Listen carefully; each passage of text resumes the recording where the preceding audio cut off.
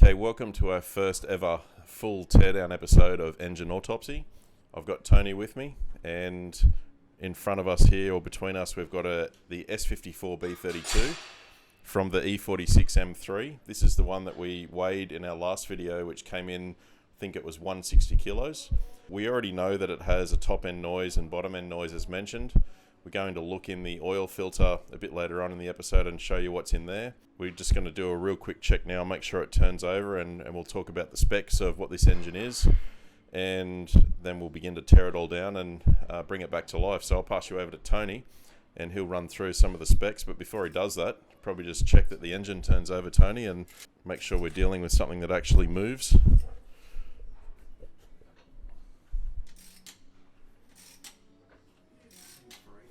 So we've still got the spark plugs in, you can feel compression there.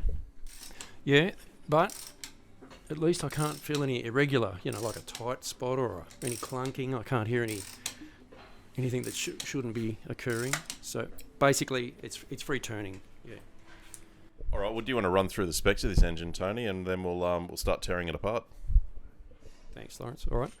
S54 B32, the famous E46 M3 engine, 11.5 to 1 static compression ratio, which is, up there. It's getting up there for a production road engine, but requires a higher octane fuel so that we, get the maximum performance out of it. 87mm bore, 91mm stroke. The normal version is rated at 343 horsepower at 7,900 RPM. That's impressive for a road engine. Redline was at 8,200, I think, for this one, wasn't it? Something like that, or Rev Limited cuts it. So that's 252 kilowatts. Think about it, from a 3.2 litre normally aspirated engine. That's not bad. That's pretty impressive. Pumping out 279 pounds-feet of torque at 4,900 RPM. 365 newton meters is the metric equivalent for that, and that's impressive too. You think about the weight of the car, the power output, the RPM that it's using.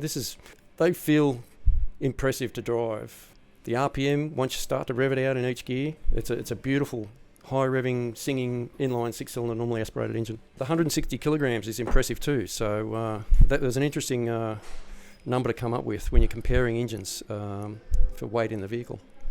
Yeah, so this has got the dual Vanos cam control, and that's why it has such a wide RPM range and still develops the power right up the top.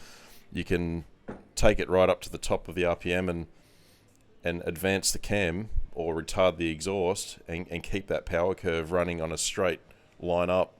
You'll notice a lot of cars, when they hit maybe about 75-80% of their RPM range, they start to nosedive if it's on a dyno. And there's not much control that can be taken over there of the engine to lift up that power curve again. But with the cam control that we have in these engines, we can do that. So that's what makes this engine so special. And I think, being a 3.2 litre straight six naturally aspirated, the power output of this engine, I think, still has the title, I believe. I don't think there's a naturally aspirated 6-cylinder engine that makes more horsepower than this thing. And this thing's 21 years old this year, so very impressive engine. So enough of that, let's get into it, Tony. Pull this thing apart and see what's gone wrong with it, and look at all the interesting things that make this engine run so well.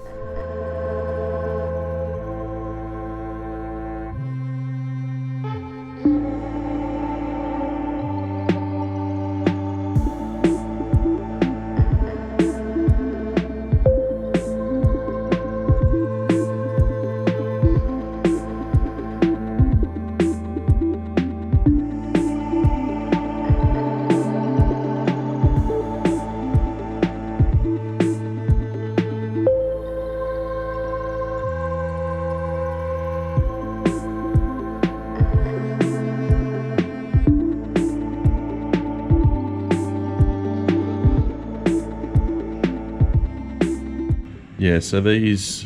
Yep. So they're just getting oil fed on that shaft from here. So they're just a retainer to keep it in place, yeah. Yeah, so these are the retainers that stop the rocker arms walking. Yep. They slide over. Yep, let's just stop it walking. So we get one, if we remove this one... Yep, this one's free. You should be able to slide that off the top of the valve. I just slid that one, yep. And the idea is, because these have a solid lifter arrangement, they have shims on top, so you can slide them over and replace the shims in place. Nice, there you go. That's it. So that top end noise we spoke about, nothing evident at the moment. There's a few marks on cam lobes. If you look at that one there and that one there.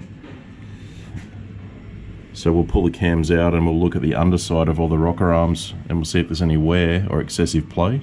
You're probably better off doing that now and burrowing it over, so you're getting everything on the base circle and just see what sort of clearance you've got. All right. If you've got one with massive clearance, yep. then there's something really wrong with it. All right, we'll do that. We'll turn it over and see if we can find one that's excessive to the other. Do you remember your 6-cylinder firing order? No, I don't. Do you know it? Yeah, they're almost all the same.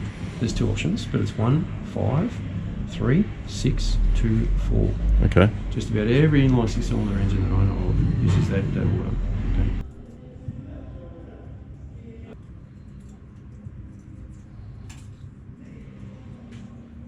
Okay, so at this point we've decided just to check what clearances we have on the base circle of the cam on inlet and exhaust.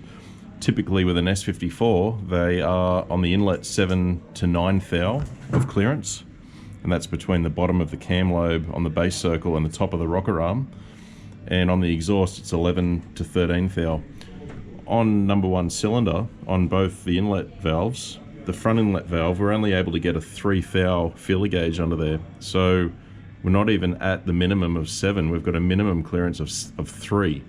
And on the one next to it, we're looking at about 4. So there's 2 things that happen with clearances on these engines. One is a normal long driven or high K engine with bad oil conditions. The rocker arm, which I'll just get one here to show you what one looks like outside of another engine. This is the rocker arm here, and you'll see it's concave. What happens is the cam lobe runs on that surface there, and that chops out, and then that play gets excessive. So normally the clearance increases, but on this engine, it's a race engine. It only gets used on the racetrack, so it sits at high RPM more often than not, which means that the valve is actually closing a lot faster than a normal road car engine, and it's hammering on the valve seat, which squashes the steel, and the valve can bell out, which closes that clearance. And this is what's happening on this engine. So at the moment, rather than a noise that we're looking for excessive clearance, we've got very tight clearance. So we're still yet to see a problem, but we're only at number 1 cylinder at the moment. So we'll continue on and see what we find.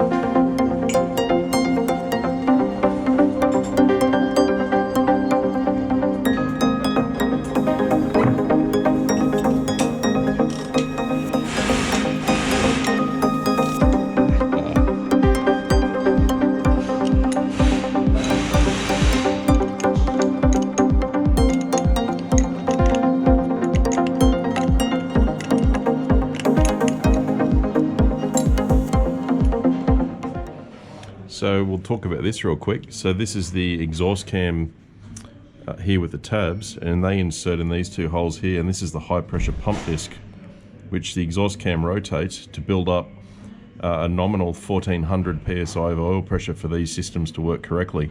Anything below that, you'll find that it won't actually be able to advance or retard the cams to their target position as well as they should, especially when the oil's hot. So this bit of gear here needs to be kept up to scratch with good clearances and good seals.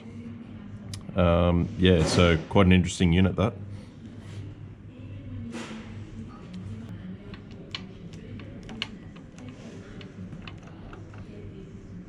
So if we pop this out, it's a 10mm internal Allen key. It'll allow us to take that rail, that guide rail out. We'll have a bit more slack on the chain.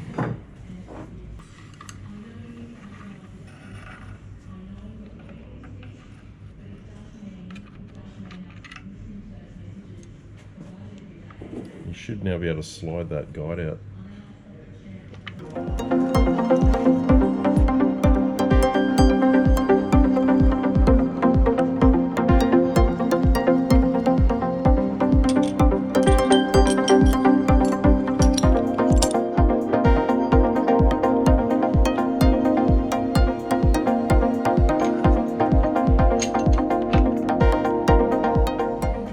They normally break those upper rail guides too. It's a common replacement.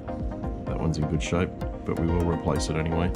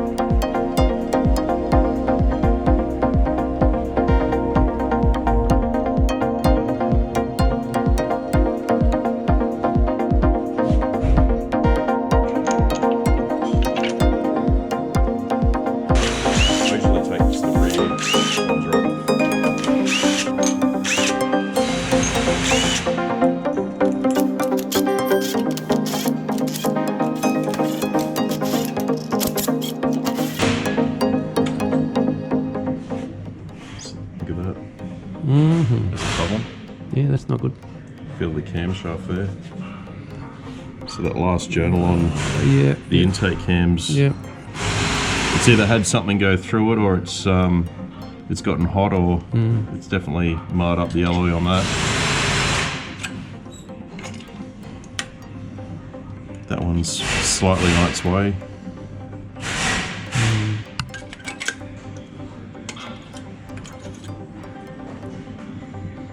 That front one's a little bit.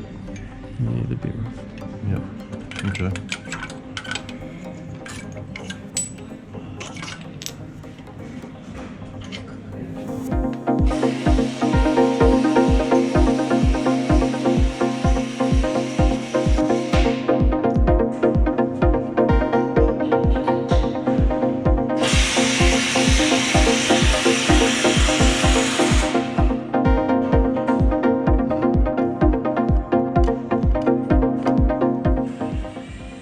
So we could potentially linish this cam and the caps and check for clearance.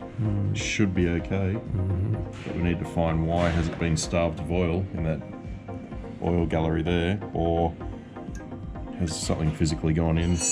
I can't see anything across the tops of those followers or rocker arms anywhere.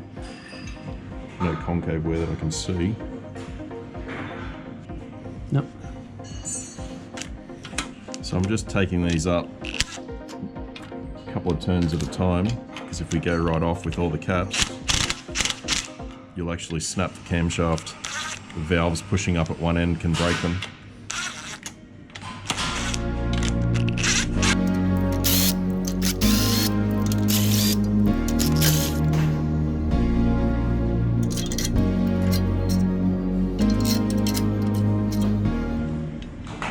So they all feel okay. Really the problem one's back here on the inlet.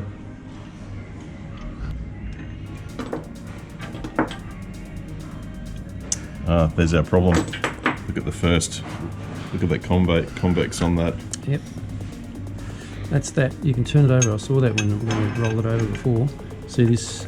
See this here? See this appearance? We just did a really hard rub there. Yep. See that hard rub? Yep. And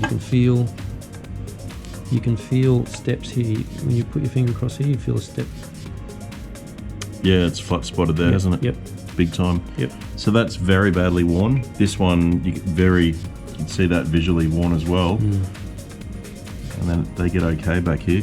Yeah, it's still, Yep. So that's going to be our top end noise, would be the two exhaust valves on cylinder 1. Yep, that'll give you a loud tappet sound Yep. because of the excessive clearance. Which is interesting though, because we had minimal wear factor when we measured, but that's probably because we couldn't get our feeler gauge. That's right. In that shape of the convex. Exactly. It's sort of catching on that corner there on that high spot. And we couldn't actually get the gauge in. If the gauge was universally flexible, it would have gone in, and we would have gone, oh wow, that's really loose, you know, instead of a rigid straight. And you can see that's had shims put in when these cams went in, because you can see the 2.36 millimeters marking on that one, and that's on the aftermarket shims. You get those numbers in that kit we just showed before. Yep. So it's had it done, but obviously the hardening's worn off these followers, so we'll have to get new ones of those when this thing goes back together. And I think this camshaft is we're going to have to, I think it's stuffed actually. yeah, we're going to have to go and find out exactly what these are. They've got a part number on them. I think they're a Schrick cam. Find out what their specifications are and see if we've got something that we can put in that'll be close, just to get him back on the track. Otherwise we'll need to order the same spec camshaft. Anyway, I think that's a result for the top end. We know what that noise is now, so we'll get the cylinder head off, have a look at the cylinders and keep checking as we go, and then we'll turn this thing over and see what's making the noise in the bottom. Right, so at this stage of our engine autopsy, we've pretty much narrowed down what the cause of this upper engine noise is. I don't know if you can see on the camera or not, you can see a concave shape where the cam lobes have been ploughing into the rocker there, which has opened up the valve clearance on this exhaust. That view there shows it pretty well. Yeah, we can see and we'll compare that exhaust one with an inlet one on the same angle. You can see that's got a nice positive concave shape to it, whereas that it's got a chopped out concave trough. And that's opened up the clearance, and that's created that noise that he was mentioning in the top end. Right. So that's part one of the autopsy. Cause of death at the top is well, two failed rockers. Well, we had noise, so it was still a running engine, but ultimately that would have we could have had a valve or piston collision or some sort of hardware break apart, or anything could have happened if that kept going. But I think the more serious damage to this engine is going to be in the bottom. So we'll pull the oil filter out of the housing and have a look through that, see what we can see. Then we'll flip it upside down and pull the pants off it and have a look at the rotating assembly. But for now, let's buzz these head bolts out. We've already cracked them by hand, and see what the cylinders look like on the top end.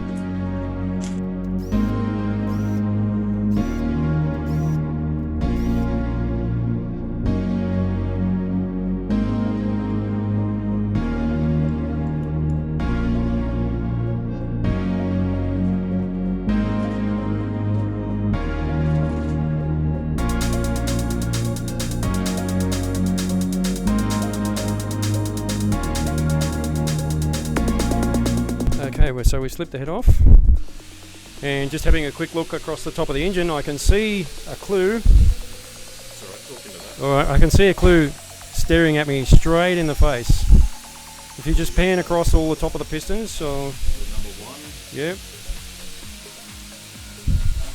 Okay, what do you see, Tony? Okay, can you see a witness mark here and here on number one at the edge of the crown?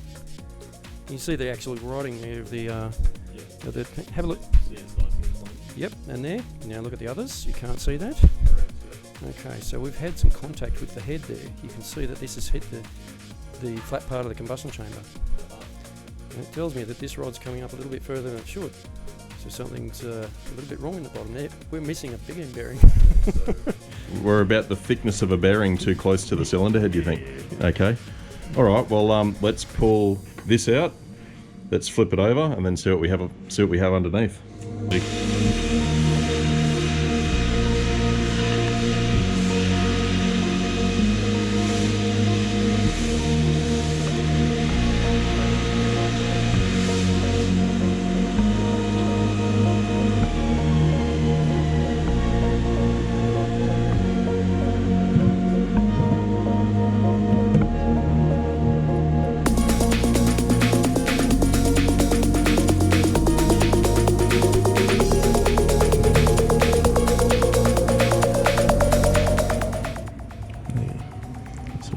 So you're getting some. Oh yeah, I can see some metal flakes there. Have a sieve through and see if you can find anything bigger. Oh yeah. So you can probably see a little bit of reflection from the light above us there. Some delaminated bearing material or goldy coloured metal material in there.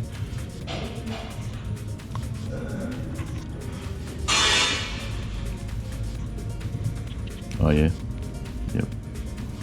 All that golden colour you see there is glitter reflection of bearing remnants. Alright, so we've definitely got a filter full of bearing there. I think we're pretty confident that we're going to be missing most of a shell. Yep. Let's flip it over and see what we've got.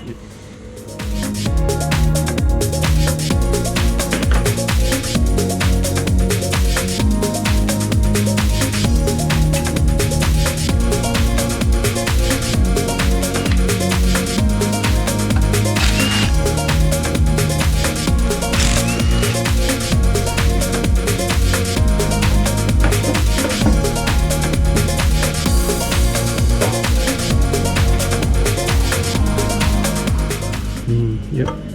Oh, look in the corner there, up in that corner. Yep. That's where our bearing's gone to.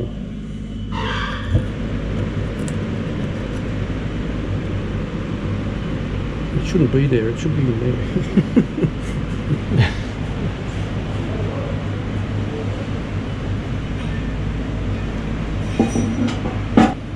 Well, the good news is, from the first glance, I'm not seeing any dark blue burning marks on the cap that you can get, so it hasn't torched it. We might be able to save the crank with a grind, we'll see.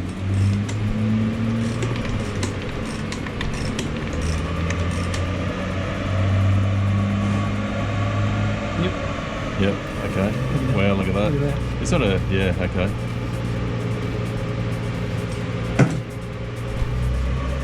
Okay, so we've pulled the pan off this engine. Tony, do you want to demonstrate what you found? Oh, we found a bit of particle in the sump, but show us what you can do with that number one conrod just by hand. As we saw before, you can see that witness mark on the piston crown where it's been hitting the bottom of the combustion chamber, the bottom of the head. Right. So that's told us we're moving too much up the bore, up and down the bore. Now, if you can see that, the rod moving and separately from the crank pin. Yeah, that's quite excessive. So we'll pull the oil pump off and have a look underneath it to get that rod cap off. But before we do that, just explain what we've got here. It's a bit of a theory here. Well, look, you've got to use what you can see in front of you. Your eyes are a good tool to use. This is the oil pickup, the main oil pickup for the engine. And normally this is a nice dome shape, which opens up the weave of the mesh, so you're getting the adequate oil flow through there. You can see this one's being crushed, and where it's crushed on the side here, the wire's closed up, almost completely. And so what it's done is it's probably reduced the total flow through the mesh a certain amount. Now, whether that's enough to create oil starvation is, that's pretty hard to quantify, but it's not ideal. And this is something that we're going to fix. We're going to rectify this. And we're always looking for a cause of a bearing failure. Finding a bearing failure is one thing. Working out why it failed is the next thing. So we're going to fix that and pay attention to basic oil system flow with every engine. It's a really important part. All right, let's get that pump off and we'll have a look at number one rod.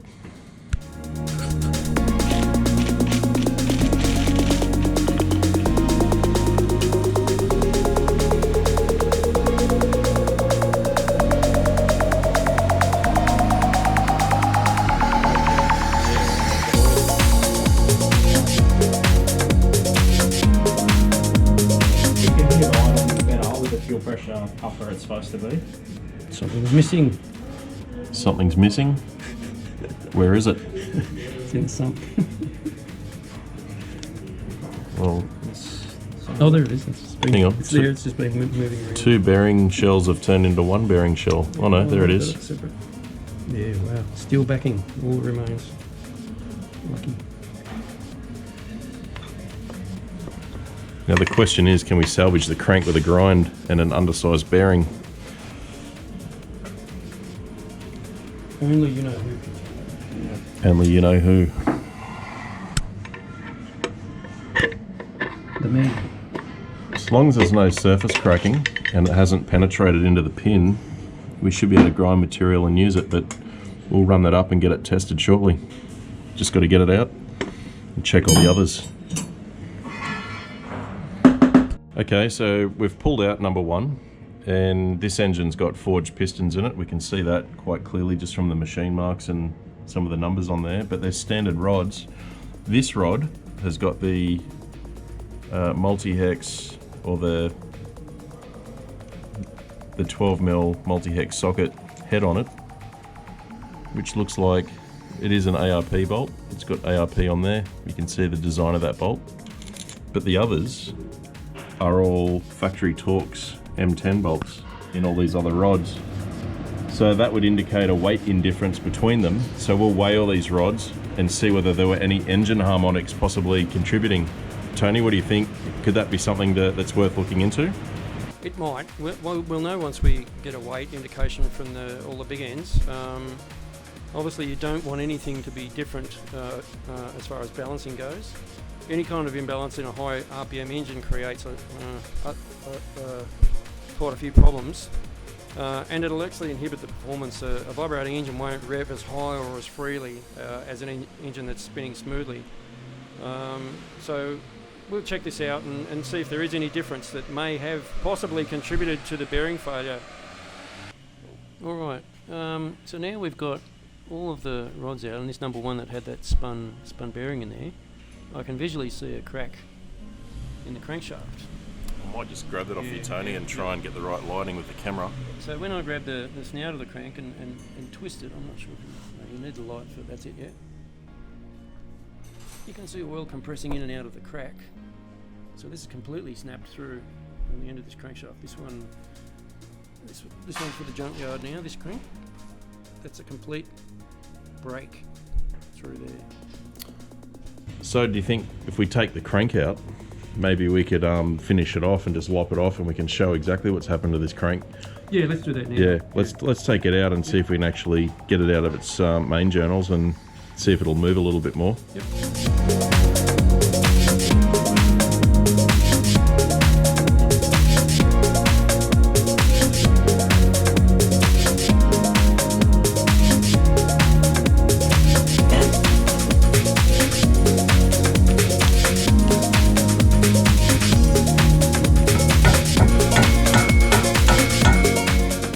So we've removed the crankshaft from the block, and we found a large crack right through number one cylinder pin. We'll show you that in another little video cutaway in a second.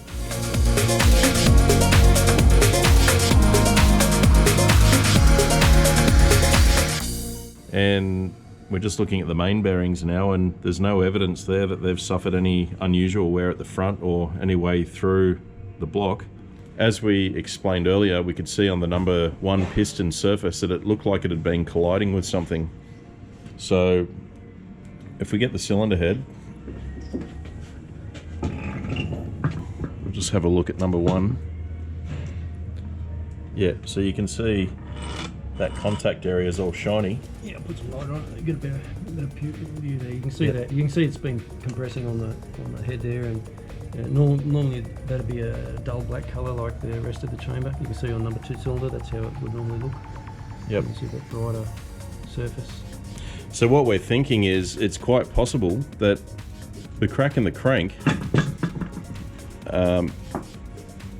actually degraded the bearing shell in number one, and that caused the failure and the actual problem of the piston coming up and hitting the head and the bearing material chopping out. So it's quite possible that the crank journal itself had cracked, and that's where all the problems started. Tony, what could cause a crank journal to crack like that, do you think? Usually it's a harmonic issue or a vibration problem, unless you've had some kind of a mechanical block actually to suddenly stop the crank and crack it like that. So high RPM engines are susceptible to all these harmonics and vibrations, and every shaft has a natural vibration. So that's why it's really critical. Don't underestimate the function of your vibration damper on your engine. and the better and the damper you can fit, the better off the engine will be to absorb all that kind of stress. And that's what that's an important factor. You can study that more online. There's plenty of YouTube stuff about that from the technical side, but it's unusual to see on an engine on one of these that's happened. But again, this is in a race car, so you got to expect the unexpected sometimes. So on number one rod I've got here in my hand, you can see there's no discoloration anywhere around that cap, no bluing, no overheating or friction like we get on other rods that we've seen that have failed. That's right. The bearing had spun, but the steel backing was still fairly well intact, so it hadn't run excessively to the point where it's started to burn. And sometimes you'll see the steel backing come out razor thin, and sometimes it's not there at all. So it's quite possible then that, like we just said, the bearing would have been shaved by that crack in the journal and chipped away at the bearing, and that caused the bearing failure. But that's secondary to possibly what we're finding here, which is a broken crankshaft, which could be from, say, we're taking it up to 8.2 between gear changes. We're coming up to a corner and we're downshifting. It's possible we've spiked over that RPM limit and possibly caused some harmonics in the crank that it just doesn't like repeatedly. Maybe is that possible? Over revving from downshifting is not uncommon. Yeah. It's something you have to be careful of when you're really pushing things. Yeah, I'm just speculating. Yeah, look, it can happen like that, but whether it's enough or justifies the blame of that on the crack, it's really hard to say in this case. It could just be a faulty crankshaft or it's end of its life. It's decided to let go. We don't know the history of the car. This car or this engine could have been in a front end accident, and the crank might have suffered some kind of impact. And there's a lot of scenarios you could come up with. But at the moment we've found what the problem is. We're on track to start to plan to rectify now and get it back in shape and hit the track again. I think I've actually got a spare S54 crank down in here somewhere. Yep, that's just sitting in the bowels of one of my shelves here, so we'll drag that out and get it crack tested, straightness tested, and hopefully we can put that back to work. And I think I've got some spare con rods here, and we can match up that to that piston there and make a full set. We'll balance it all up, and we'll get everything compatible. We'll get it all balanced, and we'll set it up, and in the end when he gets it back it'll be like new. Yep. Okay. All right. Well, I think that concludes the teardown of this S54, and that finishes off our first episode of Engine Autopsy. Hope you guys have enjoyed it. We've been just doing this live and real time as we go. There's no we didn't know what we'd expect to find in here, and I'm surprised that it's got a cracked crank. I think just a rod bearing failure was what I truly expected it to be, but not only that other hidden surprise was certainly not expected. So thanks for watching, guys, and Tony, we'll see everyone soon in another episode of one of these other guys. We've got the S50 and next Autopsy. Yeah, and there's our 85 and 65 that all need to come apart. So thanks for watching, and we'll see you all soon.